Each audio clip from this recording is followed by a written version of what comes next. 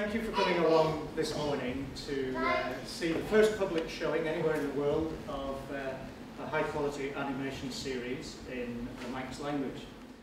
We've been very lucky that we've had some great support from Alison and David and the whole team there, and some brilliant work done by both Paul and Bob putting the whole thing together really, and everyone else who's contributed freely of their time. So it's been a great sort of community work really. Ocean Genets. Pontius, Kersheraj, Sharpnish.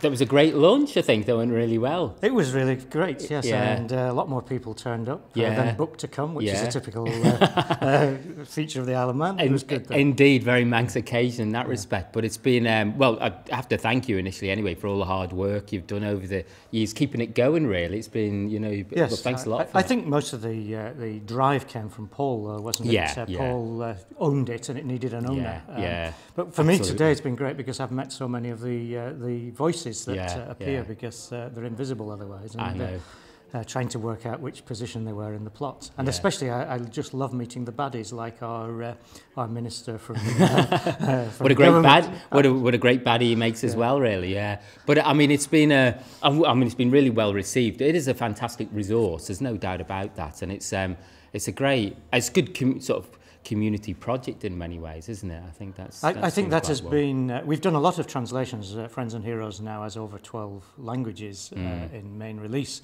But this is the first one that's come out as a community project, and it's been done very differently. So it's not been a studio coordinating professional actors, but people doing it because they want to do it.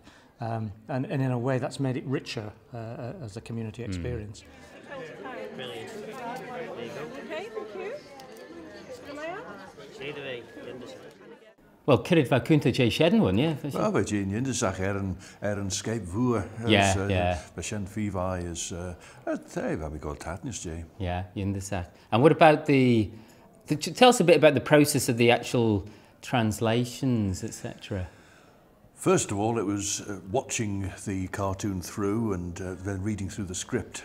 Of course, but then so making a translation of it, that was difficult because quite often you can say the same gist of something either in a far longer way or in a far shorter way in different languages. So of course you have to tailor everything to fit. If the English is quite a long phrase but the Manx is a short pithy one, well, you just have to find something else to put round it, and vice versa. If the English is quite short but the Manx would normally be quite long, you've got to find a different way of expressing it. So it may not be quite the same thing, but it's got the same broad basis at least.